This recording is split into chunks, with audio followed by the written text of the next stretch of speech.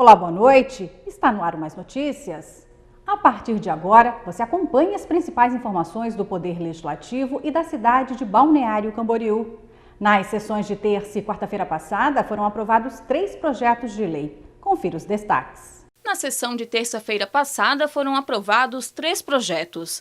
Entre eles, está a proposta do vereador Leonardo Piruca, do PP, que dispõe sobre a credencial de identificação das pessoas ostomizadas, que é um documento de identificação a ser expedido pela Secretaria Municipal de Saúde, desde que os interessados estejam devidamente cadastrados no Programa de Atendimento de Pacientes Ostomizados. A proposta será encaminhada para a sanção do prefeito municipal. Foi aprovado também o projeto da vereadora Juliette Nitz, do PR, que dispõe sobre a criação do Disque Cidade Limpa no município. Na prática, o Disque Cidade Limpa significa acolher denúncias de despejos irregulares de resíduos através de uma linha telefônica a ser disponibilizada pela Prefeitura. O texto continua tramitando no Legislativo para deliberação da redação final. Já na sessão de quarta-feira passada, foram deliberados 5 projetos de lei, 3 moções e 41 indicações. E durante a 5ª reunião dos vereadores mirins, eles debateram e votaram 5 indicações e uma moção de congratulação. A sessão ocorreu na semana passada.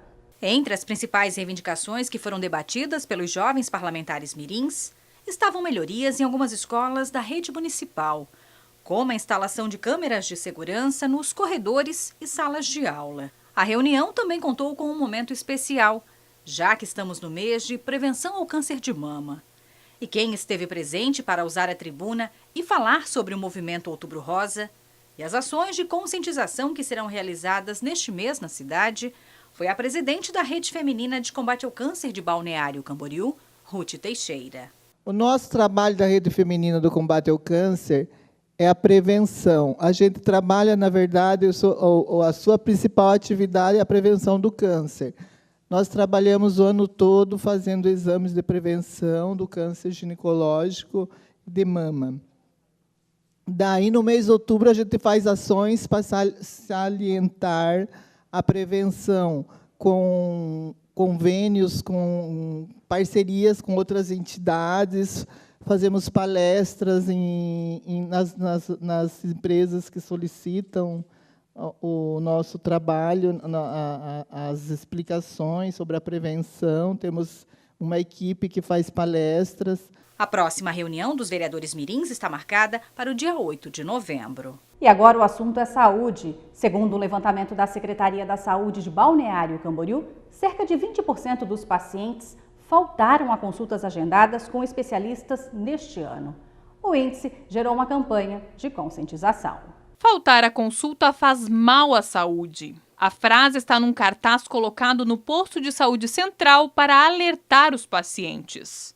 O motivo é o grande volume de ausências nas consultas com especialistas. De janeiro a setembro deste ano, dos mais de 45 mil agendamentos feitos pela Secretaria, cerca de 20% dos pacientes faltaram. Foi um levantamento que eu solicitei para uma das unidades falar sobre o absenteísmo, que eu queria ver como é que estava isso, e esse dado nos assustou. Aí nós fizemos de toda a rede, e em toda a rede nós estamos com uma média de falta em cada uma das nossas unidades de 15% a 20%. Só na especializada foram mais de 11 mil pacientes que faltaram de janeiro a agosto. Então, e essas faltas são de consultas especializadas e exames, os quais os pacientes precisam para o seu diagnóstico. Então, nós queremos trabalhar aqui a consciência social da população. Os atendimentos são confirmados até 15 dias antes por telefone pela Secretaria de Saúde. A partir do contato, o morador tem 2 dias para comparecer à unidade e confirmar a consulta. Caso ele não confirme no prazo, será agendada para outro paciente. Mesmo assim, caso ocorra algum imprevisto, o paciente também pode reagendar. Para isso, basta ir até a unidade de saúde. Mais segurança? Disponibilizar agentes de trânsito para ficarem em frente às escolas públicas e particulares do município nos horários de entrada e saída dos alunos está entre as solicitações dos vereadores ao Poder Executivo. O vereador Nilson Probst, do MDB, solicita ao Executivo informações dos aprovados no concurso para as vagas de fiscal da Vigilância Sanitária.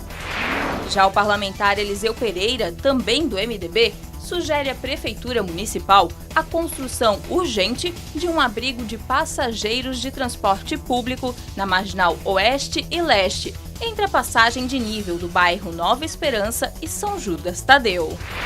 E o vereador David Labarrica, do PSB, sugere à administração municipal a possibilidade de disponibilizar agentes de trânsito para ficarem em frente às escolas públicas e privadas do município nos horários de entrada e saída dos alunos. Garantir a transparência dos TACs, os termos de ajustamento de conduta que tenham como signatários a administração pública municipal. Esta é a proposta de autoria do vereador Roberto Souza Júnior, do MDB, que está em tramitação na Câmara. Impedir a continuidade de uma situação ilegal como a ocupação de encostas de rios e morros, reparar o dano ao direito coletivo e evitar a ação judicial. São esses os principais objetivos de um TAC, um termo de ajustamento de conduta firmado entre o Ministério Público e o violador de um direito coletivo. Mas será que os cidadãos sabem disso? Não. Nunca ouviu falar? Não. Pelo menos onde eu moro no interior de São Paulo, nunca ouvi falar em TAC. Se a gente falar termo de ajustamento de conduta, piorou ou já ouviu falar? Piorou. Piorou. TAC, não estou sabendo não. Na verdade, eu já ouvi falar, mas no momento não estou me recordando. Uma decorrência de um inquérito civil público. Então, primeiro nós investigamos uma infração ambiental que pode ser punida ao nível administrativo, civil e penal, né? Em geral, quando é possível uma espécie de compensação, podemos chamar o responsável pelo dano ambiental e estabelecer alguns compromissos. Esses ajustamentos podem abranger a prevenção de danos ambientais ou a garantia de acessibilidade para pessoas com deficiência, entre tantas outras situações. Mas acontece que esses acordos firmados com o Ministério Público ainda não são divulgados a todos os cidadãos. É para mudar essa realidade que atualmente tramita na Câmara de Vereadores de Balneário Camboriú um projeto de lei que prevê a transparência de todos os TACs firmados que tenham como signatários a administração pública municipal. A proposta é do parlamentar Roberto Souza Júnior, do MDB. São diversos TACs que são firmados pela Prefeitura, né, pela iniciativa privada, junto com o Ministério Público, e nós não temos conhecimento. Eu cito alguns exemplos, né, nós temos alguns TACs, né, que foram feitos, e quando você vai, né, ter conhecimento da matéria, o que interfere, o que foi que aconteceu para que aquele TAC, né, esse termo de ajustamento de conduta, né, o que originou, e você não consegue ter acesso a nenhuma informação. Atualmente, esses termos ficam disponíveis apenas para consulta física, mas a intenção é de que, assim que firmados, os TACs sejam divulgados pelo poder público em até 30 dias.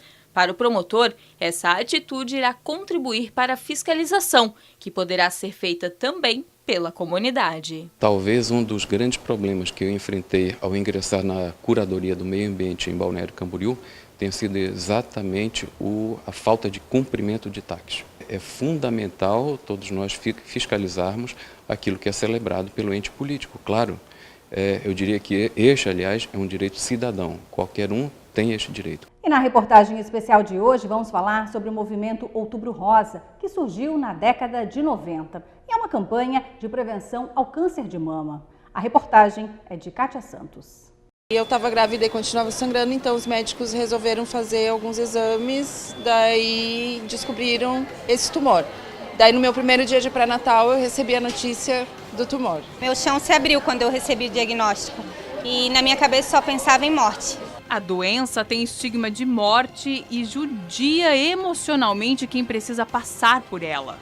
No caso da Ana Paula, a angústia era dupla. Ela fez parte do tratamento durante a gravidez. Toda vez que eu vinha para tomar o remédio da quimio, eu pensava, como vai ficar o bebê? Será que ele vai nascer bem? Né? Então, até eu ver ele, que ele estava saudável, fez todos os exames, assim, foi um desgaste muito intenso. Muito intenso. Então, foi um desgaste em dobro, assim, porque é bem difícil uma mulher gestante tá fazendo quimioterapia, até mesmo tu sai na rua, tu tá careca, tu tá gestante, e daí tu se percebe, então é bem complicado.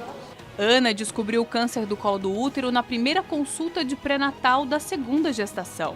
Ela não tinha a rotina de realizar os exames preventivos. Eu me preocupava muito com o trabalho, que eu acho que é um mal da mulher moderna, que quer trabalhar, quer dar conta da casa.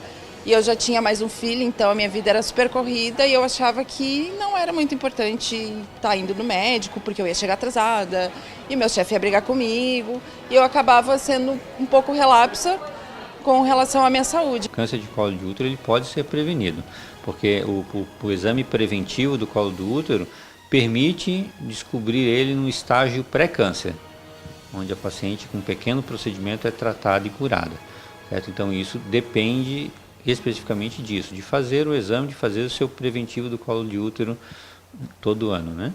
Outubro Rosa é um mês dedicado a lembrar da prevenção e diagnóstico precoce dos cânceres em mulheres, especialmente o de mama, que é o segundo com mais incidência em mulheres, perdendo apenas para o câncer de pele não melanoma. A doença, que deve acometer cerca de 60 mil mulheres no Brasil só neste ano, mata em média 500 mil mulheres por ano no mundo, em função de diagnósticos tardios. Mas, se diagnosticado precocemente, as chances de cura passam dos 90%. Infelizmente, câncer de mama não tem prevenção.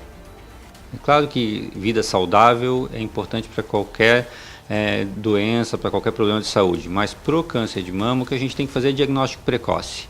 Essa é a grande importância, é descobrir o câncer cedo. Quanto mais cedo se descobre, maior o percentual de cura, menos agressivo o tratamento, tratamentos mais conservadores, menor agressão para a paciente e um percentual de cura bem mais alto. Conhecer o próprio corpo está entre os cuidados primordiais para detectar o câncer de mama de forma precoce e aumentar as chances de cura. Esse médico explica como deve ser o autoexame. A mulher ela pode ter alguns cuidados, olhar se a pele da mama ela não tem algumas alterações, se ela não está enrugada, se ela não tem alguns níveis distintos, ou seja, eu passo a mão, tem algum caroço, tem alguma nodulação, tem alguma coisa. Vamos para o médico, vamos conversar. Dá uma olhada na parte de região axilar também, que muitas vezes é esquecida. Uma vez diagnosticada a doença, existe todo um cronograma a ser seguido. É um caminho de muito cuidado com a saúde. O tratamento ele se divide em cirurgia. Na grande maioria das vezes é o primeiro tratamento, é o tratamento que atinge o maior percentual de cura. E aí após isso a gente avalia os tratamentos adjuvantes. Em algumas situações se faz a quimioterapia antes, mas no grande monte de pacientes é dessa maneira. Cirurgia, depois se avalia a quimioterapia, que seria a medicação na veia, que é aquela que pode ter queda de cabelo, certo? A radioterapia, que é como se fosse um banho de luz, certo? Uma radiação local. E aí depois se avalia se a paciente toma um bloqueador hormonal, que é um comprimidinho que pode ser tomado por 5 a 10 anos em alguns casos específicos. Então, para nós considerarmos curada a paciente, vão 10 anos de acompanhamento. Faça exames periodicamente, consulte um médico e cuide da sua qualidade de vida. O complexo de qualidade de vida é o que vai trazer uma melhor saúde para o paciente. E o que seria isso?